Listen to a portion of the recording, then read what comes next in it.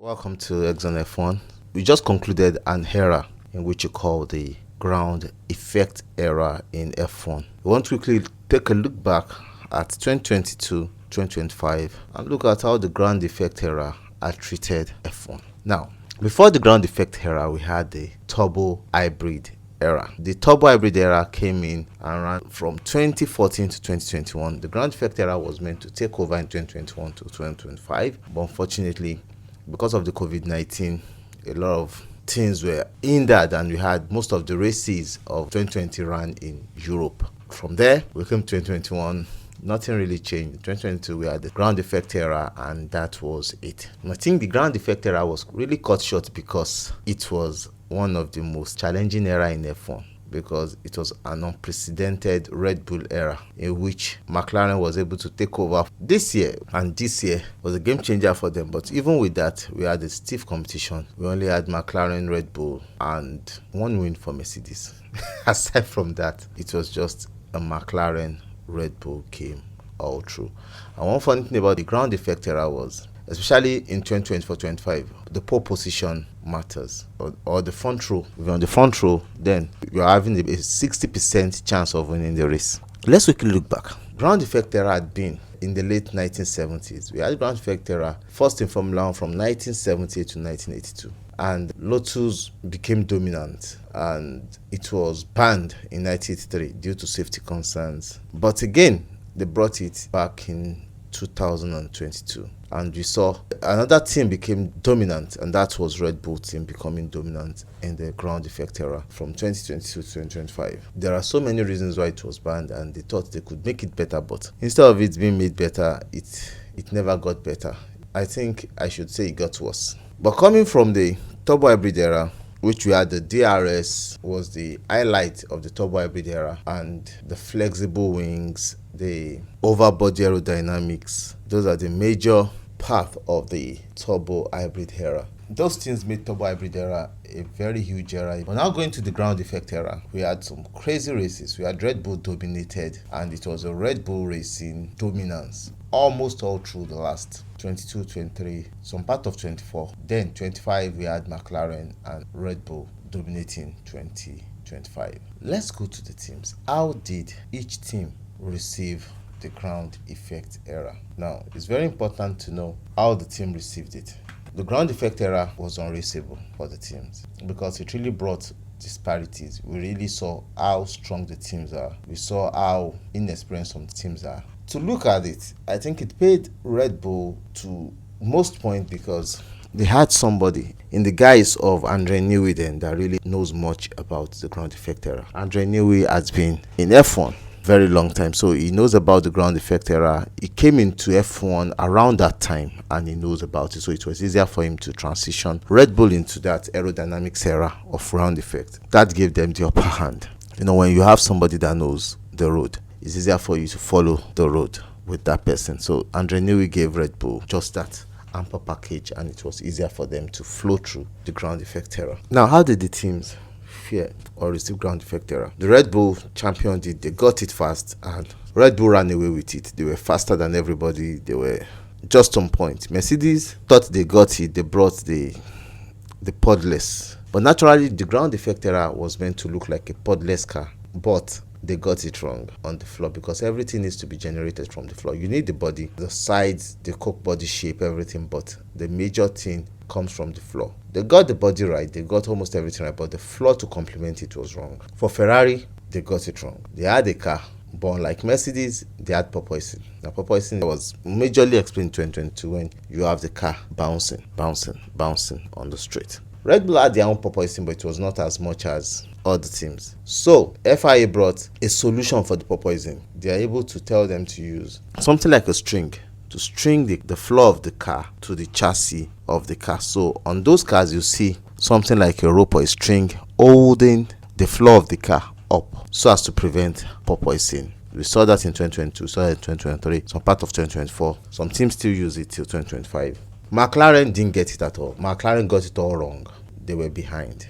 Aston Martin were also early adopters. They were like second to Red Bull all through 2022 season. They were so close, and we saw how Fernando Alonso was able to get into the team, synchronize, and he was able to push the car to give the car what it needs. Williams didn't really get it, and we know Williams has one of the lowest budgets presently in F1. So what they have, the engineers, they were unable to really bring up a car that would transition into the ground defect era. Alpine were also on the back foot.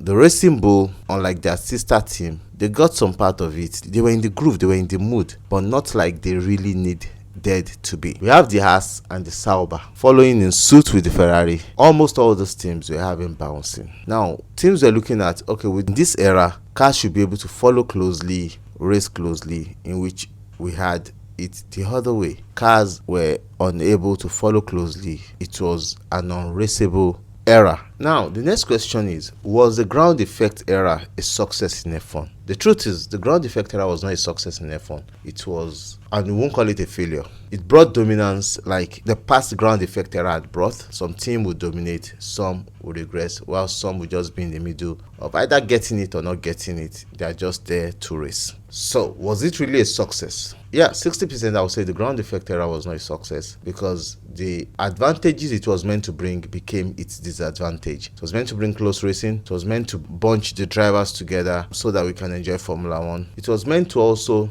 give us the best of drivers, how these drivers can really perform, with these cars. And all this were really, really not seen. We just saw pure class and pure dominance from some few drivers. That really set it back and made FIA, I think, cut it short to overhaul the new rule into a new era. Probably by 2028, I think we should go back in time to the V8 or probably V10 engines that will be using synthetic fuel because of the carbon footprint that the world is coming into. So I think there might be changes in rule also, but will the car change? I think the engine will change, but probably the car might not change, because this new rule looks like an interesting rule, but will it give us what we really need? Because with this new rule, downforce has been shaved away, or should I say reduced by 15%. The floor of the cars will look different now. It will be much more flatter so that we can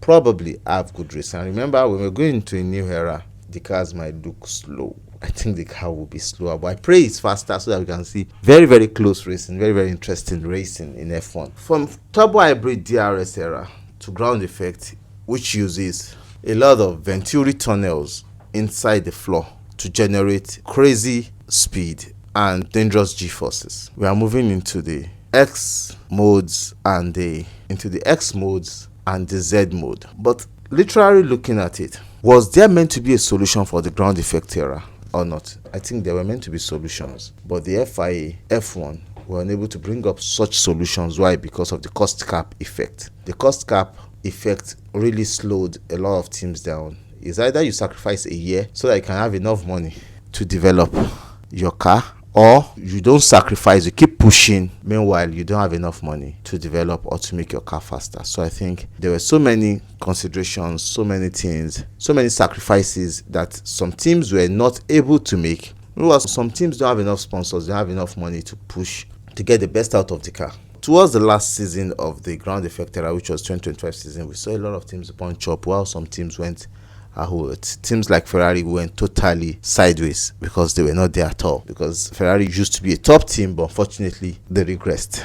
What could they have done? I think FIA could have brought in to the cost cap, added like 50 million or more to allow the teams to get closer, create opportunities for the teams to bring cars that will be able to race themselves. And how do they do it? The top teams, they should reduce their budget. The lower teams, give them more money, CFD time, guide them with the rule, not totally guiding them, so that they can come up, bunch up with the team from 2023-24, then 2025, relabel the rules for a level playing ground and shoot it out there, and let's see how it runs. Then we can look at 2026 in the same ground effect era. If it works, yeah, it works, but if it doesn't work, then we would know we're going to the new era. But fortunately, they could not do that. I think they were trying to look at ways in which they will spend less and achieve more. So it was easier for them to go into a new era and be like, let's just cancel this era. It has not worked and it won't work. And if they are bringing it in the future, I think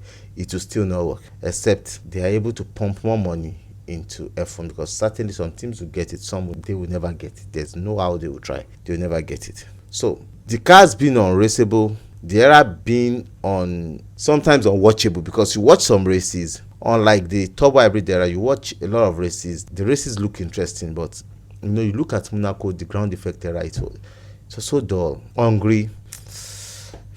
As in, sometimes you'll be watching F1, you'll be sleeping. I'm telling you, the only way you can enjoy it is go for live races. Aside from that, you're watching from the comfort of your home, you are tired, you are sleeping, you are just like, what on earth is this? Because it doesn't seem like racing. That's how terrible the ground effect era was. Now, going into the new era from 2026 upwards, it looks like it's going to be very interesting, because we're going to be having new cars, new engine. Now, this era are much about the electric power unit and a much more smaller car, a much more compact car. We are looking at, from 2026 onwards, active aerodynamics. The cars will feature a movable front and rear wings, allowing drivers to switch between high downforce and low downforce. The high downforce will be the Z mode, and the low downforce will be the X mode configuration to aid overtaking and manage cornering speed, so that we won't be having same thing that Jack Doohan did in China, taking too much speed into the corner, and that just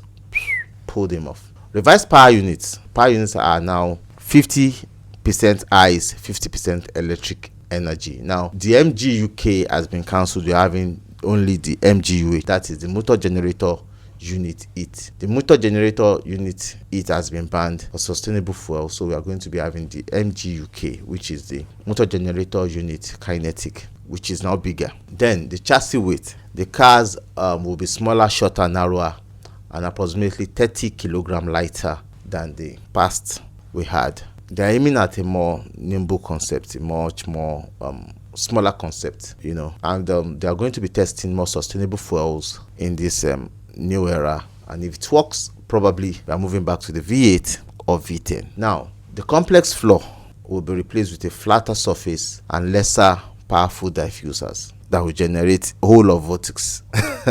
You know, but I think it will be better, because now the cars will not be reliant on floor or downforce to mitigate, and that will take away stiffness, porpoising. Probably some of the suspension parts they introduced for the ground effect era can work now. Probably, we are not yet sure. Now, this will now emphasize much on the driver's skill to set the car up and level up the competition for the playing field, because if it's now for the drivers to set up mechanically, not the team to set you up, unlike the ground effect era, to see how low the car can run, how high the car can run, you know, all those indices taken out. So the driver sets the car up to what he thinks is best for him, and off we go. So this now will give us an era in which you see how good and how intelligent drivers are, because we've been seeing drivers that are almost mechanics. Yeah, that we'll see. So, and will that really set us up for a good race? Looking at the future, the plan on the paper looks very interesting. It looks like something that would set us up for a good future in racing. But will we be able to enjoy it? Until next year, when the cars are on track, then we would know if this car rule or this era will work or not. We'll see them in Bahrain. Now we are going to have more testing to give the FIA more opportunity and the teams more opportunity to make corrections, know their mistakes, see what they can do. I think the cost cap has been increased for this coming year so that the teams can push a lot into the car. So let's see how that runs out and how that works, because if they're able to do the right thing, I think it will be a very, very interesting era we're going into. Probably that would change the face of F1 and bring closer racing that we really demand. Now, if you've not subscribed to this channel, please subscribe. Press the subscribe button, like, share,